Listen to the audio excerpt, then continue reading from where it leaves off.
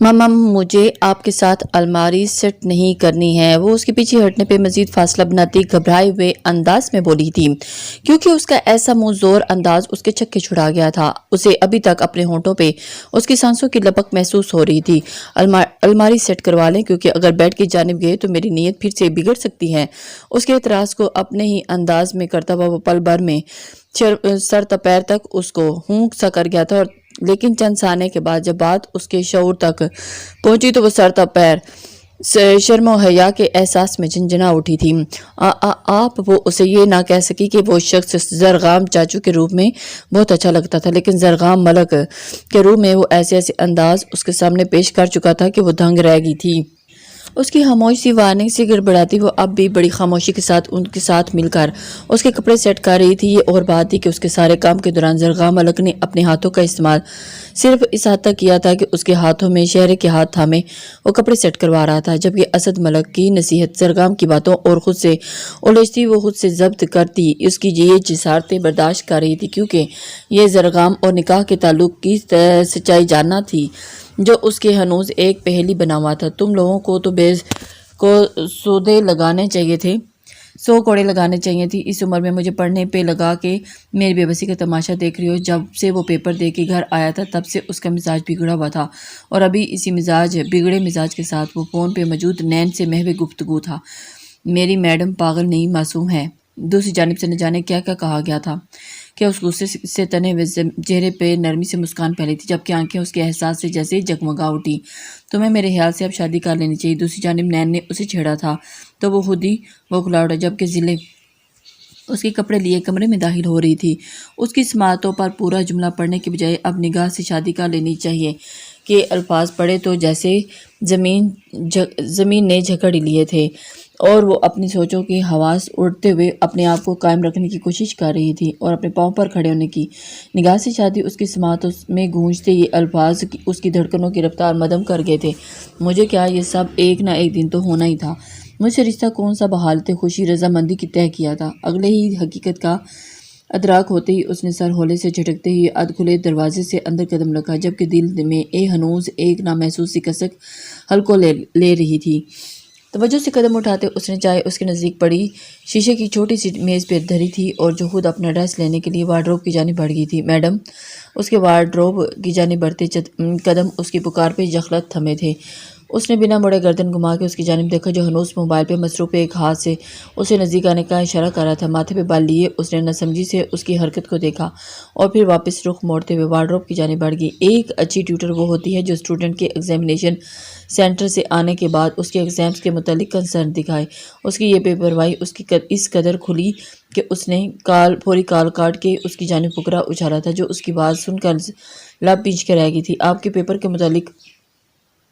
جی میں پوچھ چکی ہوں۔ ایک دفعہ پھر سے آپ اور اس کے چکر سے الجھتے ہوئے ذوالنورین نے گھور کے اس کی سب سے دوپٹے میں چھپی نازک پشت کو دیکھا تھا، لیکن میں اس وقت زیادہ تفصیل بتانا چاہتا ہوں۔ اس کی پشت پہ نظریں جمائے وہ اپنے لفظوں پہ زور دیتے ہوئے بولا تو اپنے کپڑے نکالتی ضلع نے اپنی ہاتھ اس کی پھل سیاہ رنگ کے لباس میں سرتی سے اپنی طرف کھینچا تھا۔ مجھے چینج کرنے کے بعد اماں کی طرف جانا ہے، ان کی نیند کا وقت ہو چکا ہے، اور پھر بابا سے بات بھی کرنی ہے۔ اس کی جانب دیکھے سے گریز کرتے ہوئے اس نے سنجیدگی سے اس کے گوش اپنے اعتراضات گزارے اور وارڈروب کا کھلا پٹ بند کیا تھا۔ اماں کے بیٹے کو اگنور کر کے اماں کے پاس جائیں گی تو انہیں نیند نہیں آئے گی، اور جہاں تک بابا کی بات ہے تو انہیں بھی یقیناً یہ بات پسند نہیں آئے گی کہ ان کے دماغ کو اگنور کر کے انہیں ٹائم دیا جائے۔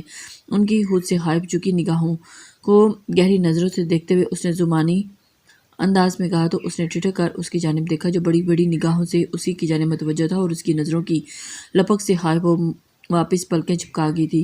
بابا کو بالکل برا نہیں لگے گا، کیونکہ بابا یہ حقیقت جانتے ہیں کہ میرے آپ سے اس گھر سے ہمیشہ کا کوئی تعلق نہیں ہے، اور نہ آپ اس رشتے کے پابند ہیں۔ دل پہ اس کے نئے الفاظ کی چوٹ تھی، جو لفظ بلفظ میں تلخی ٹپک رہی تھی۔ اسے ٹکرا توڑ تلخ جواب دینے کے بعد وہ تیزی سے واش روم کی جانب بڑھ گئی تھی۔ یہ عورت مجھے ایک دن ساری مصلحتیں بھاڑ میں جھونک کر انہیں اچھے سے باور کروانے پہ مجبور کر کے چھوڑ جائے گی کہ اس کا گھر سے اور مجھ سے در حقیقت کیا اور کس قدر مضبوط رشتہ ہے۔ واش روم کے بند دروازے کو سرد نگاہوں سے گھورتے ہوئے وہ سلگتے ہوئے لہجے میں بڑبڑائے تو اس کا انتظار کرتے ہوئے چائے کی ٹھنڈی پیالی کو منہ لگا لیا۔ نگاہ کب جاری ہے؟ اسد صاحب کے پرسنل اسٹڈی روم کی جانب بڑھتے ہوئے اس کے قدم ان کی سنجیدہ آواز پہ تھم گئے تھے۔ کل ہی، لیکن بظاہر وہ دیکھنے والوں کے لیے یہی ہوگی کیونکہ ولید انکل ابھی ہاسپٹل ہی ہیں۔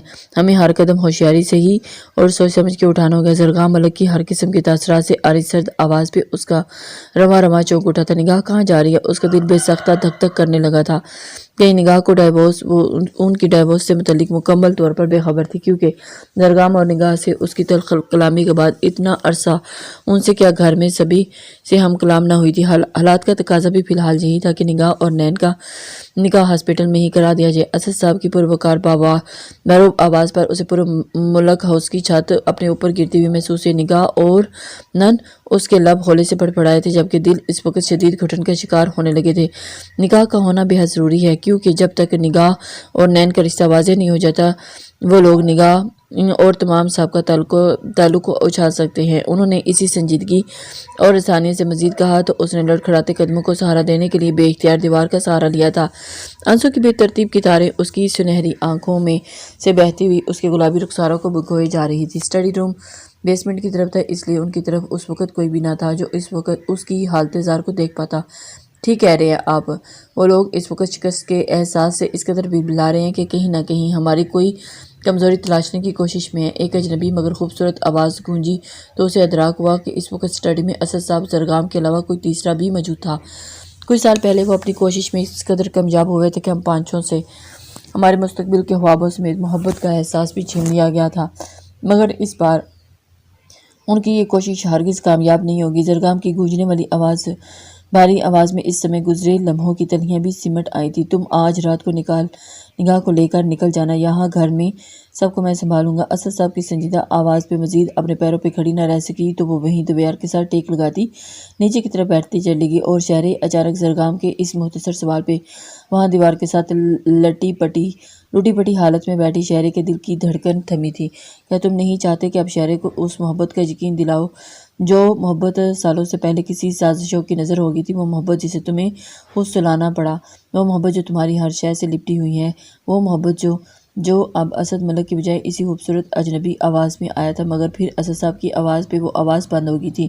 یقیناً اسد صاحب سائڈ پہ ہوتے ہوئے تبھی اس تیسرے شخص نے زبان کھولی تھی، لیکن اس سے بے نیاز شہرے جو اس بند کمرے میں ہونے والے انکشافات پہ بے حال ہوئی بیٹھی تھی، اس اجنبی شخص کے ہونٹوں سے نکلنے والے ان دھماکہ خیز الفاظ کی تاب نہ لاتے ہوئے دیوار کے پاس ڈھیر ہو گئی تھی۔ شہرے کو بہت نرمی سے ڈیل کرنا زرگام، اسے پہلے ہی بہت سارے حادثات نے اس کی فطرت کی طبیعت برعکس ایک نئے روپ میں ڈال دیا ہے۔ اب یہ آخری بار بہت کڑا ہے، اس لیے وہ صبر و تحمل کا مظاہرہ کرنا ہوگا۔ سارا پروگرام اچھے سے سمجھانے کے بعد انہوں نے اسے رسان بھری نرمی سے تلقین کی تھی تو پھر سرد خولے سے اس بات میں ہلا دیا تھا اور ربحان کے ہمراہ ان کی معیت میں دروازہ کھولتے ہوئے اسٹڈی روم سے باہر قدم رکھا تو ان تینوں نفوس کے قدم ایک دم گویا زمین نے جکڑ لیے۔ گیلے بال ٹاول میں لپٹے وہ واش روم سے نکلی تو کمرہ خالی تھا۔ اسے زیادہ سوچنا پڑا، وہ یقیناً اپنی ویل چیئر پہ ساتھ والے کمرے میں موجود کلثوم میر کے پاس گیا ہوگا۔ اس موقع سے فائدہ اٹھانے کے لیے اس نے جلدی سے قدم ڈریسنگ مرر کی جانب بڑھائے اور ڈریسنگ کے دروازہ کھولتے ہوئے اس میں رکھا چوڑیوں کا ڈبہ نکالا تھا۔ کلائیوں میں موجود سب چوڑیاں نکالنے کے بعد اس نے ڈبے سے سیاہ چوڑیاں نکالی اور کلائیوں کی زینت بنانے لگی۔ روزی اول کی مانند اس کا سامان اس کی ڈریسنگ ٹیبل پر سجانے کے بجائے اس نے یوں ہی ایک دراز میں چھپا رکھا تھا، لیکن کلثوم میر کے پاس جانے کے قبل وہ ہمیشہ کی طرح ایک اچھی بہو کی طرح مکمل تیار ہوا کرتی تھی۔ ہاتھوں میں چوڑیاں پہننے کے بعد اس نے گل میں پہنی چین کا موتی سیدھا کرتے ہوئے بالکل درمیان میں کیا اور پھر اپنے سر پہ بندھے ٹاول کی جانب ہاتھ بڑھایا تھا۔ ویسے اس ڈریس کی فٹنگ کچھ زیادہ نہیں ہے۔ ٹاول نکالنے کے بعد وہ بال سارے ایک سائڈ پر رکھتے ہوئے بڑی توجہ سے اس کی جانب متوجہ نظر آ رہا تھا، جبکہ اس کی ویل چیئر پہ بیڈ کی پائنتی کی جانب پڑی تھی، جو اسے دیکھ کر ایک دم حیران ہوئی تھی اور اس کی بالکل حواس پختہ ہونے لگ گئے تھے۔ آپ نے میری بات کا جواب نہیں دیا۔ اس کی شاخرزی اس خاموشی پہ ملحوظ ہوتے ہوئے اس نے اپنا سوال دہرایا تو وہ گڑبڑاتے ہوئے ہوش میں آئی تھی اور فوراً بالوں کو ایک جھٹکے سے پیچھے کی جانب اچھالتے ہوئے اپنا دوپٹہ درست کرنا چاہا، لیکن گلے پر ہاتھ مارنے پر دوپٹے کی غیر موجودگی اسے مزید بوکھلا گئی تھی اور اسی بوکھلاہٹ میں اسے سمجھ ہی نہیں آئی کہ وہ دوپٹے کے بغیر ڈریسنگ کے سامنے کھڑی تھی۔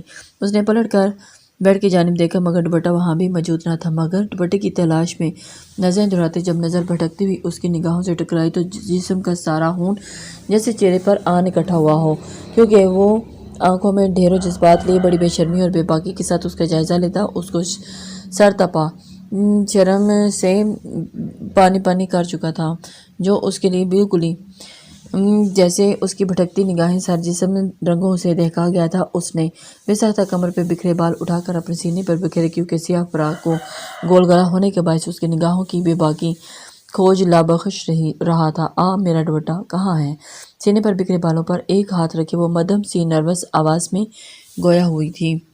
یہ بڑے پرسکون انداز میں اس نے اپنے وجود تلے دبے چپون کے سیاہ دوپٹے کی جانب اشارہ کیا تو ذلے حیرانی سے اسے دیکھتی رہ گئی، جو اس کا دوپٹہ آدھے سے زیادہ اپنی کمر کے نیچے دبائے بڑے بے باک نگاہوں سے اپنے حصار میں لیے ہوئے تھا۔ ادھر دے مجھے۔ اپنے دل کی بگڑتی حالت سے گھبراتے ہوئے اس نے اشارہ کیا۔ سوری میڈم، میں ٹھہرا معذور بندہ آپ کی مدد سے قاصر ہوں، آپ خود آ کے اپنا دوپٹہ لے لیجئے۔ دوسری جانب اس کی بڑی معصومیت سے یوں پہلو بچانے پر ضلع کے پہلے ہی بڑھتے سلگتے دل کو مزید کھولن ہوئی، تبھی وہ تن پن کرتی آگے بڑھی اور چند قدموں کے فاصلے پر ٹھہرتی ہوئی دوپٹہ اس کی جانب بڑھایا، لیکن اگلے ہی لمحے اسی بڑھتے ہوئے ہاتھ پہ اس کے مضبوط ہاتھ کی گرفت پر اس نے بے یقینی اور حیرت سے اسے دیکھا، جو اسے حیران ہونے کی بھی مہلت دیے بنا اپنی جانب کھینچ چکا تھا۔ ایک مدھم سی چیخ بے ساختہ اس کے خوبصورت ہونٹوں سے نکلی تھی، جو اس کے کشادہ سینے کے باعث گرنے کے باعث تھم سی گئی تھی۔ یہ کیا بدتمیزی ہے؟ اس کے وجود سے ٹکراتے ہی جب اس کے وجود کے گرم لمس سے اس کے ٹھنڈے وجود کو گرماہٹ کا احساس ہوا تو وہ سر اس کے سینے میں اٹھاتی تڑپی تھی۔ میں ڈریسنگ کی فٹنگ ذرا نزدیک سے چیک کرنا چاہتا تھا۔ اس کے وجود کو گہری نگاہوں کی زد میں لیے اس کے زبانی الفاظ ضلع کے وجود کو کب کپا سے گئے تھے۔ چھوڑو مجھے ایسی بدتمیزی نہیں، اب مجھ سے آپ ایسی بدتمیزی نہیں کر سکتے تم۔ اس کے بازو کی گرفت اپنے گرد محسوس کرتے ہوئے وہ مچلتے ہوئے دبے لہجے میں چلائی تھی، جس کے جواب میں اس نے بڑی سرعت سے اس کی گردن میں ڈولتے ہوئے موتی پہ اپنے لب رکھتے ہوئے اسے بڑے اچھے احساس دلایا تھا کہ وہ اسے ایسے کیا ہر طرح کی بدتمیزی کر سکتا ہے، لیکن جبکہ اس کی گستاخی پہ ضلع نے اپنی مدغم ہوتی دھڑکنوں کے ساتھ بمشکل خود پہ قابو پایا تھا۔ جواب تو میں دے چکا ہوں، لیکن پھر بھی پوچھنا چاہتا ہوں کہ ایسی بدتمیزی نہ کرنے کی قدغن کیوں؟ اس کے حیا اور غصے کی ملی جلی کیفیت سے سرخ پڑتے چہرے کو تکتے اس نے سوال کیا۔ میں تمہاری ٹیچر ہوں، مجھ سے دور رہو پلیز۔ اتنے دنوں بعد اسے یوں ایک دفعہ پھر سے پٹری سے اترا دیکھ کر اس کے حواس گم رہے تھے، جبکہ دوسری جانب سیاہ لباس میں نم بالوں کے ساتھ اسے باہوں میں قید کیے وہ اس کے چہرے پہ اترتے رنگوں اور آنکھوں کی کپکپاہٹ دیکھتے ہوئے دل میں مچلتے جذبات سے خائف ہوا جا رہا تھا۔ اتنے مہینوں سے حد بندی کا شکار ہوا، اس وقت اس کی قربت میں پاگل ہوا جا رہا تھا۔ آپ یہ یاد رکھے ہوئے ہیں کہ آپ میری ٹیچر ہیں، یہ کیوں نہیں یاد رکھتی کہ میں آپ کا شوہر بھی ہوں؟ باری مخمور لہجے میں کہتے ہوئے وہ ایک دفعہ پھر سے اس کی جانب گردن کی جانب جھکا تو ضلع نے بڑی تیزی سے آنکھیں موندتے ہوئے اپنا چہرہ گھمانا چاہا، مگر وہ ایک ہاتھ اس کے نم بالوں میں اٹکائے، دوسرا ہاتھ اس کے نم بالوں میں نم کمر پر رکھے ہوئے اس کی گردن میں چہرہ چھپائے اس کی مہک اپنی سانسوں میں اتارنے لگا۔ تم پاگل ہو گئے ہو کیا؟ اس کی سانسوں کی پرتپش لپک اس کے حواس چھین رہی تھی، تبھی اس کے سینے پہ ہاتھ رکھتی وہ گھٹی گھٹی آواز میں بولی، کیونکہ اس کے ہونٹوں کا بے باک لمس اس کی حرکات اور سکنات کو ہپنوٹائز کر رہا تھا۔ بالکل ٹیچر کے روح میں مجھے انسٹرکشن دیتے ہوئے آپ پاگل پن کر جاتی ہیں تو جواباً مجھے آپ کو یہ باور کروانا ضروری ہو جاتا ہے کہ اسٹوڈنٹ بھی خصوص ہے، وہ جو شوہر بھی ہوں تو وہ پاگل پن کی حدوں کو چھوتے ہیں۔ گہرے لہجے میں بولتے ہوئے اس کے لب بڑی آزادی اور حق کے ساتھ اس کی شفاف گردن پہ رقص کر رہے تھے، جبکہ مضبوط ہاتھ کی انگلیاں نازک کمر پر سرسراتی اس کی سانسوں کے تال میل الجھا رہی تھی۔ دور ہٹو پلیز، تم یہ سب اپنی دوسری بیوی کے ساتھ کر لینا۔ مم، میں تمہاری بیوی نہیں ہوں۔ جب دست و لب کی گستاخیاں مزید بڑھی تو وہ بمشکل اس کے ہونٹوں پہ جماتی کامتے لہجے میں گویا ہوئی تو ذوالنورین الجھتے ہوئے اپنی مخمور نگاہیں اس کی جانب اٹھائیں، جو اس کی قربت سے دیکھتی ہوئی گہرے سانس لے رہی تھی۔ کون سی دوسری بیوی؟ وہ ایک دم سے چونکا تھا، اس کا نازک ہاتھ ہنوز اس کے ہونٹوں پہ موجود تھا جب وہ بولا، جی جس سے تم شادی کرنی ہے۔ وہ جلدی سے گویا ہوئی تھی۔ اوکے، فی الحال جس سے شادی کر رکھی ہے نا، انہیں تو اپنے سارے رشتے ازبر کروا لوں، پرسکون انداز میں کہتے اس نے کروٹ بدلتے ہوئے اسے تکیے پہ لٹا کر خود کروٹ کے بل اس پہ سایہ افکن ہوا۔ اس کی قربت اور الفاظ سے خائف ضلع اس کی جسمانی اور حرکات سکنات نہ جان سکی، نہ جو بنا کسی سہارے کے کروٹ بدل چکا تھا۔ نہ نہیں، یہ رشتہ ویسا رشتہ نہیں ہے ذوالنورین۔ ان کے ارادوں سے خوفزدہ اس نے اسے روکنا چاہا تھا، لیکن اس کی لمس اور اس کی چاہت سے سرشار وہ بڑے گستاخانہ انداز میں اس کے ہونٹوں پہ جھکا اور اس کی مزاحمت کے لیے سارے الفاظ بڑی بے باکی سے سمیٹتا چلا گیا۔ جبکہ اس کی شدت پہ کپکپاتی ضلع نے اس کے سینے پر ہاتھ رکھے، ہاتھوں کی مٹھیاں اس کی اس قدر شدت سے پنجی کہ اس کی شرٹ سمیت اس کے سینے بال تک دبوچ گئی۔ اس کی سانسوں پہ قابض ذوالنورین اس کی معصوم حرکت پہ مزید بہکتا چلا گیا تھا۔ قیامت خیز پرسکون لمحات اس وقت کمرے کی خاموشی فضا میں رقص کر رہے تھے، جہاں ذوالنورین کے ہونٹوں پر کی بڑھتی غصہی ضلع کی سانسوں کو مدھم کر رہی تھی۔ تبھی وہ اس کے ہونٹوں کو رہائی بخش تھا، اس کے سرخ رخساروں پر جھکا تھا، جب ساتھ والے کمرے میں موجود کلثوم میر اچانک کمرے میں داخل ہوئی اور وہ دیکھ کر ایک دم سے حیران ہو گئی تھی، اور اس نے کہا ایک دم سے اس اچانک آواز پہ کپکپاتی ہوئی بے حال پڑی ضلع کی آنکھیں پٹ سے کھلی تو نگاہ سیدھی اس کے خوبصورت وجیح چہرے سے ٹکرائی، جو اس کے چہرے پہ جھکا مدہوش ہوا تھا۔ دل ضلع کو پکارتے ہوئے اچانک اس کی نظر بیڈ کی جانب بڑھی تو وہ زبان کو جیسے بریک لگی۔ تب تک ضلع خود کو سنبھالتی خود پہ جھکے ذوالنورین کو پوری قوت سے سر سے دھکیلتی ہوئی اس کے پہلو سے اٹھی تھی، جبکہ ذوالنورین جو کہ کلثوم میر کی آمد سے بے خبر تھا، اس کے یوں خود کو جھٹکنے پر سر سے اس کی کلائی تھامتے ہوئے واپس اپنی طرف کھینچا تو ضلع کا دل چاہا کہ کہیں شرم سے ڈوب مرے یا پھر اس شخص کے رکھ کے دو مارے جو اس کے بالکل بھی ہوش میں بات نہیں آ رہی تھی، اور اسے سمجھ نہیں آ رہا تھا کہ پیچھے کوئی اور بھی ہو سکتا ہے۔ سوری، میں نے سوچا کہ تم کام کر رہی ہو۔ اس آکورڈ سی سچویشن کو کلثوم میر کی معذرت خواہانہ نے توڑا تو ذوالنورین نے ایک جھٹکے سے گردن گھمائی تو ماما کو دیکھ کے جھنپ سا گیا۔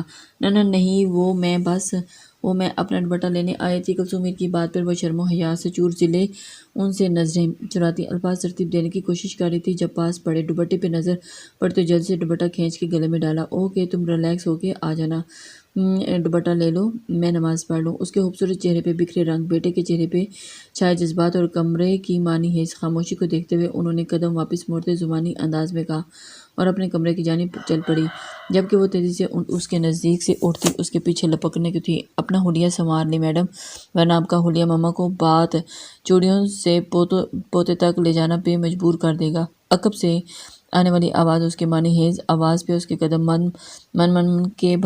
من بھر کے ہو گئے تھے۔ اسے اس لمحے ٹوٹ کے اس شخص سے حیا آئی تھی جس شخص کے متعلق وہ چند لمحے قبل شدید بدگمان تھی، مگر وہ شخص بڑی چالاکی سے اس کی بدگمانی کا کوئی سماع کیے بنا اس حد تک بکھر چکا تھا کہ اس کے روے سے اس کی خوشبو آ رہی تھی۔ دوپٹہ بڑی مضبوطی کے ساتھ اپنے گرد لپیٹتی وہ اس کی جانب دیکھے کلثوم میر کے کمرے میں گھس گئی تھی، جو اپنی ذہنی طور پر 90% تندرست ہو چکی تھی، لیکن وہ تاحال ان کے ساتھ ہی مقیم تھی۔ ویسے یہ پہلا نکاح ہوگا جو کہ ہو تو ہاسپٹل میں رہا ہے، لیکن یہاں دولہا دلہن سمیت سبھی خاصے خوش اور مطمئن نظر آ رہے ہیں، ماشاءاللہ۔ گلاب جامن منہ میں رکھتے ہوئے ربحان نے صوفے پہ بیٹھے نین اور نگاہ کی جانب دیکھا تھا۔ کیا مطلب ہے تمہارا؟ پانی کا گلاس خالی کر کے میز پر رکھتے ہوئے زر نے اسے گور کر دیکھا تھا۔ اب اتنی ثقیل اردو میں کہی گئی بات کا مطلب نہیں سمجھا رہا۔ زرگاب کے مطلب پوچھنے پر اس نے جس بے نیازی سے ہاتھ ہلا کے انکار کیا تھا، وہ دانت کچکچا کے رہ گیا تھا۔ تو کچھ بھی نہیں سمجھ سکتا، بس دماغ خراب کر سکتا ہے۔ زرگاب نے جل کے جواب دیا تو ڈٹھائی سے ہنس دیا۔ ویسے یہ دماغ خراب کرنے کا کام مجھ سے بہتر کر رہا ہے، کیونکہ اسے اپنی میڈم کا دماغ خراب کر کے تجربہ ہو چکا ہے۔ کچھ پل کے بعد ایک طرف سے چپ کر کے بیٹھے ذوالنورین کی جانب اشارہ کیا، جو بیڈ پہ نیم دراز ولید میر اور ان کے نزدیک کرسی پہ پرجمان کلثوم میر کو دیکھ رہا تھا۔ لیکن ربحان کی چھوڑی گئی پگ پہ جب سب نے ایک ساتھ مکانیکی انداز میں گردنیں گھما کر اس کی جانب دیکھا تو وہ جھلا اٹھا۔ میری میڈم کا نام لینے کی ضرورت نہیں، اس نے فوراً چڑھتے ہوئے اسے ٹوکا، کیونکہ وہ پہلے ہی اس وقت اچھا خاصا تپا ہوا تھا کہ اس دن کی بے اختیاری کے بعد اس کے سامنے نہیں آ رہی تھی۔ لو، میری کیا مجال ان کا نام آج تک تم نے ہی زبان پہ لا سکے تو میں کیسے جرأت کر سکتا ہوں؟ اس پریشان کن فیز میں نگاہ اور نین کے نکاح کی خوشی میں اس کے موڈ کی جو چونچ لالی عروج پہ لے آئی تھی۔ بھئی اس کی تو وہ ٹیچر ہے نا، اس کی ایسی جرأت اور بے ادبی کے زمرے میں آئے گی تو اس کی بار نگاہ پہلو میں بیٹھے نین کے لب کشائی پہ بلا مبالغہ زنین کا دل چاہا کہ وہ ان دونوں کے دانت توڑ دے، لیکن فی الحال وہ مجبور تھا۔ ماما، یہ آپ کی بہو کے متعلق فضول باتیں کر رہے ہیں۔ اس نے اپنی مجبوری کو کیش کروانا چاہا تھا تو کلثوم میر ضلع کی بات سن کر تڑپ اٹھی تھی۔ دلہن کے متعلق بات نہیں کرو، وہ بہت اچھی اور بہت پیاری ہے۔ ان کے فوراً ٹوکنے اور محبت سے بولنے پہ ذوالنورین کے ہونٹوں پہ بڑی مسکان سی مچلنے لگی تھی۔ وہ واقعی بہت اچھی ہے آنٹی، ابھی یقیناً آپ کا انتظار بھی کر رہی ہوں گی، اس لیے بھی گھر چلتے ہیں۔ زرگام نے وقت کی نزاکت کا احساس کرتے اس گفتگو کو سمیٹنا چاہا تو سب الرٹ ہو گئے۔ تو کیا تمہارے انکل نہیں جائیں گے؟ انہوں نے فوراً بے چینی سے ان کی جانب دیکھا۔ ابھی نہیں، لیکن آپ پریشان نہیں ہو، جلد ہی آپ سب ایک ساتھ ہوں گے۔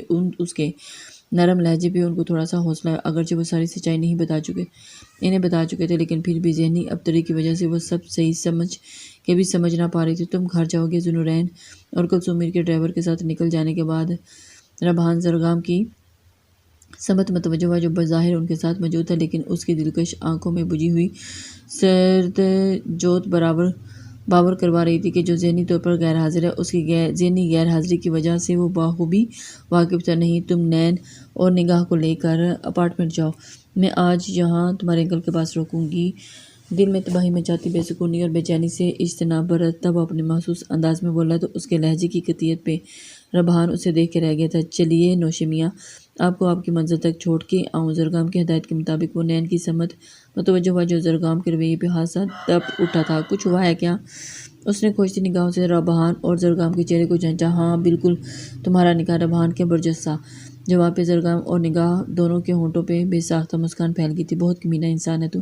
ایک نظر ولید صاحب کو دیکھ کے وہ دانت کھچکھچاتے ہوئے بولا تو ربحان نے اسے آگے بڑھنے کا اشارہ کیا، اور پھر سالوں کی ایک کڑی مسافت کے بعد وہ دونوں ایک اٹوٹ بندھن میں باندھ کے ایک نئی منزل کی جانب گامزن ہو گئے تھے۔ جبکہ ہاسپٹل اس VIP روم میں ولید صاحب کے سونے کے بعد زرگام ملک وہیں صوفے کی پشت سے ٹیک لگائے جلتی آنکھوں کو موندے دکھتے سر کے ساتھ ان لمحات کو سوچ رہے تھے، جب وہ نین اور نگاہ کی پیکنگ اسٹڈی میں کر رہے تھے۔ اسد صاحب کے اسٹڈی روم کا دروازہ کھول کے جب وہ تینوں ایک ساتھ کمرے سے باہر نکلے تو اسٹڈی روم کے دروازے کے پاس بیٹھی شہرے کو دیکھ کر ان تینوں کے قدم وہیں گڑ گئے تھے۔ شہرے سب سے پہلے اپنے حواسوں کو یکجا کر کے اسد صاحب اس کی جانب بڑھے تو ان کی پکار پہ اس کے بکھرے ہوئے اعصاب اور حواس پہ متوجہ ہوئے۔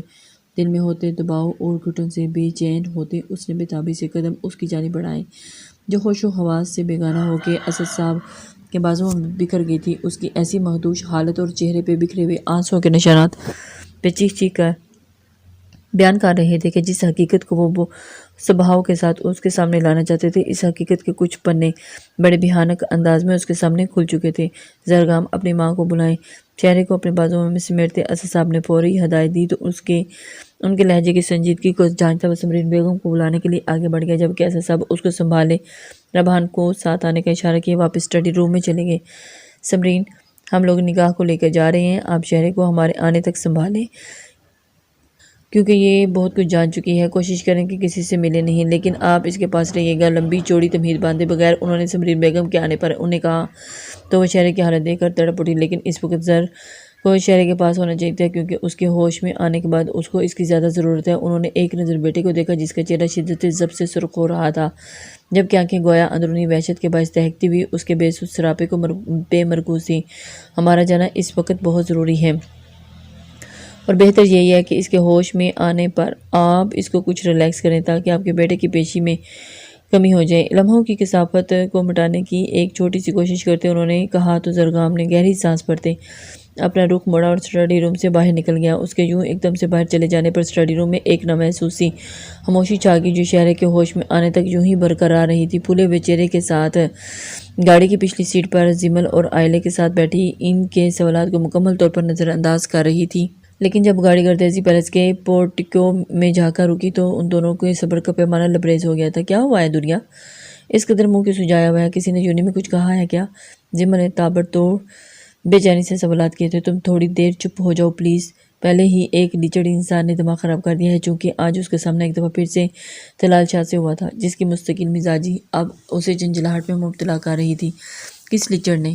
وہ پل میں ہی ہونک ہوئی تھی۔ آبی بھابی کے بھائی، اللہ کی قسم اگر بھابی بھی اس قدر لیچڑ ہوتی تو ہم نے پاگل ہو جانا تھا۔ تپے ہوئے انداز میں کہتے ہوئے اس نے قدم اس کی جانب اندر کی جانب بڑھائے، جبکہ ان دونوں کو تو گش کے مزید دوڑے پڑنے لگے۔ بھابی کے بھائی سے تم کیوں ملی اور کہاں وہ کیوں تمہارے لیچڑ ہو رہا ہے؟ دوریا کی آدھی دوری بات پہ انہوں نے تجسس کی آگ بڑھا دی۔ یونی میں میرے پیسوں سے مدد کرنے والا بھابی کا بھائی تھا، یہ بات مجھے کچھ دن پہلے ہی پتہ چلی، اور لیچڑ کیوں ہو رہا ہے اس کی بات کا جواب میرے پاس نہیں ہے۔ اب کی بار قدرے مفصل انداز میں جواب دینے کے بعد آپ قدرے پرسکون سی ہوتی صدر دروازے کے پاس پہنچی تھی، جبکہ اس کے انکشافات سے حیرت جمل اور آئلے وہیں کھڑی ان کے الفاظ کو ڈی کوڈ کرتی رہی، اور پھر یکا یک جمل کے روشن چہرے پہ جوش سا پھیلا تھا۔ دنیا، کہیں بھابھی کے بھائی تم سے پیار تو نہیں کرنے لگے جو اس قدر لیچ؟ اس کی پرجوش آواز پہ دنیا کی دھاڑتی آواز نے بریک لگائی تھی۔ بکواس بند کرو، ایک جھٹکے سے اس کی جانب پلٹتی ہوئی شیرنی کسی مانند دھاڑی، جبکہ دل اس پل گویا ہمک ہمک کر دھڑکتا، بڑے نامحسوس انداز میں جمل کے کہے الفاظ کی ترجمانی کرنے کی صحیح کہہ رہا تھا، مگر وہ فی الحال سمجھنے سے قاصر تھی۔ جمل کو چپ کروانے کے بعد وہ تیزی سے اندر کی جانب بڑھ گئی، جبکہ وہ دونوں بھی مانی ہیزی سے مسکراتی ہوئی اس کے پیچھے لپکی تھی۔ کیا بکواس ہے یہ؟ پے در پہ ہونے والے انکشافات نے ان سب کو پاگل سا کر کے رکھ دیا تھا۔ اس پہ متضاد ولید میر کی بڑے مشکوک انداز میں بخت خان کے پنجوں تلوں سے بازیابی ان کے لیے ایک بلبلاتی ہوئی شکست تھی، جس کی بدولت وہ سبھی ایک دوسرے کو کاٹ کھانے کو دوڑ رہے تھے۔ اپنی ناکام منصوبہ بندیوں کی بجائے وہ کوئی ہاتھ پیش رفت کرو۔ بخت خان ہمارا بیٹا چاہیے، اس ایس پی کی قید سے۔ اس وقت بخت خان، افاق میر اور عبدالرحمن میر شازمین میر بھی پیر حویلی کے مردان خانے میں موجود پیر سائیں کے حجرے میں موجود تھی، جہاں وہ آج اپنے بڑے بیٹے جعفر سائیں کی غیر موجودگی میں ان سے محو گفتگو تھی۔ ان کو اپنی باقی باتوں یا انتقام سے سروکار نہ تھا، باقی پیر سائیں کی رہائی اور زنگرام سے اپنی بےعزتی کا بدلہ چاہیے تھا۔ ان کے لیے آپ گنے اس وقت مر گئی، جبکہ اس کے امید سے ہونے کی خبر سے آگاہ ہوئے تھے۔ اب اگر انہیں اب گننے چاہیے بھی تو فقط ایک مہرے کے طور پر، جسے وہ ربحان کے خلاف استعمال کرتے۔ ہماری حرام منصوبہ بندی یوں کی ابتدا آپ کی حویلی سے ہوئی تھی، کیونکہ پہلی شکست یہاں سے ہی ملی ہے، اور مجھے پورا یقین ہے کہ اس سب کے پیچھے آپ کے اس جذباتی پوتے کا ہاتھ ہے۔ پیر سائیں کی باروب آواز پہ شکست سے بلبلاتا بخت خان ناگواری سے بولا تو اس کے بارش چہرے پر گیز امڑنے لگا۔ اپنی بد لحاظی اور بلند لہجے کو لگام دو بخت خان، مت بھولو کہ کس کے سامنے اور کہاں کھڑے ہو۔ میرے پوتے پہ بنا ثبوت کے الزام لگانے پہ میں تمہیں سزا بھی دے سکتا ہوں۔ یہ تمہاری سوچ ہے کہ غیظ و غضب سے بلند ہوتی ان کی آواز پہ فوراً ڈھیلا پڑا تھا، کیونکہ سفیر سائیں کا لاڈلا ہو سکتا تھا، لیکن پھر حویلی کے باقی افراد کے یوں سر چڑھ کے انہیں نہ نچا سکتا تھا۔ آپسی اختلافات کو یہیں دفن کریں آپ سب، بلکہ اس سب کا حل تلاش کریں۔ شازمین میر نے اپنی شاطرانہ زبان کھولی تو پیر سائیں نے آنکھیں سکیڑ کر اس عورت کو دیکھا، جس کی آنکھوں سے اس کا لالچ اور فریب صاف جھلک رہا تھا۔ کل یا پرسوں میری ساس اور اس کی وہ کاغذی بہو میر پیلس سے ہاسپٹل جائیں گی کلثوم میر کے چیک اپ کے لیے۔ ان کو ہاسپٹل سے کیسے غائب کروانا ہے، اپنا ٹارگٹ حاصل کرنا ہے، یہ سب بخت خان تم دیکھ لینا۔ اس نے سب کو دیکھتے ہوئے اپنی بات مکمل کی تھی۔ وہ دوست ایک دوسرے کی ہلکی سی تکلیف پہ تڑپ اٹھتے ہیں، ان میں سے ایک کی رگ پہ پاؤں رکھو گے تو سارے پھڑپھڑا اٹھیں گے، اس لیے ان دونوں عورتوں کے ذریعے ہم سب حاصل کر سکتے ہیں۔ ان کی کہی گئی بات پہ پیر سائیں اور بخت خان دونوں کے اعصاب تھوڑے تھوڑے ڈھیلے پڑے تھے۔ اور ہم یہ بھی جان لیں گے کہ ذوالقرنین زندہ ہے یا نہیں، کیونکہ جو کچھ ہمارے ناک تلے ہو رہا ہے یہ سب نہ جانے کیوں کھٹکنے لگا ہے کہ اسے رہ رہ کے ذوالنورین کا سرد انداز اور ذلے کے ساتھ اس کا رویہ عجیب سے احساسات سے دوچار کر رہا تھا۔ اس پہ متضاد جس طرح سے وہ کلثوم میر کو اوپر لے کے گئے تھے، یہ سب اس کے لیے خطرے کی گھنٹی تھا، اس لیے اب وہ جلد از جلد ایکشن لینا چاہتی تھی۔ یہ آخری چانس ہے تم سب کے لیے، اس کے بعد اگر تم لوگ کچھ نہ کر سکے تو اپنے راستے ناپ لینا، کیونکہ پھر میں خود کچھ کروں گا۔ بات کو سمیٹتے ہوئے پیر سائیں نے نخوت سے کہا تو وہ سب انہیں دیکھ کے رہ گئے تھے، لیکن کہا کچھ نہیں، کیونکہ انہیں ان کے ساتھ کی نہ چاہتے ہوئے بھی ضرورت تھی۔ اپنے نام مقام مرتبے کی بدولت ان کی ایسے بہت سے افراد سے الیک سلیک تھی جن کی ان سب کو اپنے کالے دھندوں اور غیر قانونی کاموں میں مدد کی ضرورت پڑتی تھی، اس لیے سب اس وقت اپنے اپنے مفاد کی بدولت چپ بیٹھے فضا کو مزید بوجھل کر گئے تھے۔ پھوڑے کی مانند دکھتے سر کے ساتھ اس نے بوجھل ہوتی پلکوں کو آہستگی سے پا کرتے ہوئے شعور کی راہ پہ پیر رکھنے چاہے، لیکن سوجے ہوئے پپوٹے اور دکھتا ہوا سر آنکھیں کھولنے نہیں دے رہا تھا۔ اس کے چہرے پہ چھائی بے چینی اور تکلیف دیکھتے ہوئے اس نے پاس بیٹھی سمرین بیگم نے فوراً اس کے گال کو نرمی سے تپتپاتے ہوئے اسے پکارا تھا، شہرے میری جان آنکھیں کھولیں۔ محبت اور فکر سے بھرپور لہجہ رخسار پہ محسوس نرم لمس اس نے پوری ہمت مجتمع کرتے ہوئے اپنی پلکیں وا کی تو کمرے میں چھائی روشنی کی بدولت اس نے آنکھیں چندیا سی گئی۔ تیزی سے واپس پلکیں موندتے ہوئے اس نے اس روشنی سے بچنے کی پوری کوشش کی تھی۔ چہرے ایک دفعہ پھر سے وہی نرم لہجہ گونجا تو اس نے گہری سانس بھرتے ہوئے آہستگی سے کھولی تو نظریں سیدھی سمرین بیگم کے متفکر چہرے پہ جا ٹکرائی تھی۔ ان کے چہرے سے ہوتے ہوئے ان کی نظریں دائیں سے بائیں جانب پھسلیں تو یک بیتے لمحات اس کی آنکھوں کے سامنے لہرانے لگے۔ وہ ایک دم سے اٹھی بیٹھی اور بے چینی سے اس کو اسٹڈی میں دیکھا تھا، دائیں بائیں دیکھا، پھر جگہ خوبصورت آنکھیں آنسوؤں سے بھر گئیں۔ بابا بڑے دادو زار نگاہ دھوکا دھچکا اس قدر شدید تھا کہ وہ بات بھی نہ کر پا رہی تھی، بلکہ لفظ ٹوٹ کے اس کے ہونٹوں سے نکل رہے تھے۔ وہ جیسے ٹوٹ کے روتی ہوئی سمرین بیگم کے سینے سے جا لگی تھی۔ شش، ابھی کچھ مت سوچو میری جان، ابھی آپ کچھ نہیں جانتی، اس لیے پریشان مت ہو۔ اس کے بال سہلاتے ہوئے انہوں نے اسے تسلی دینی چاہی تھی اور اس کا دل سنبھلنے نہیں آ رہا تھا۔ ماما، مجھے آپ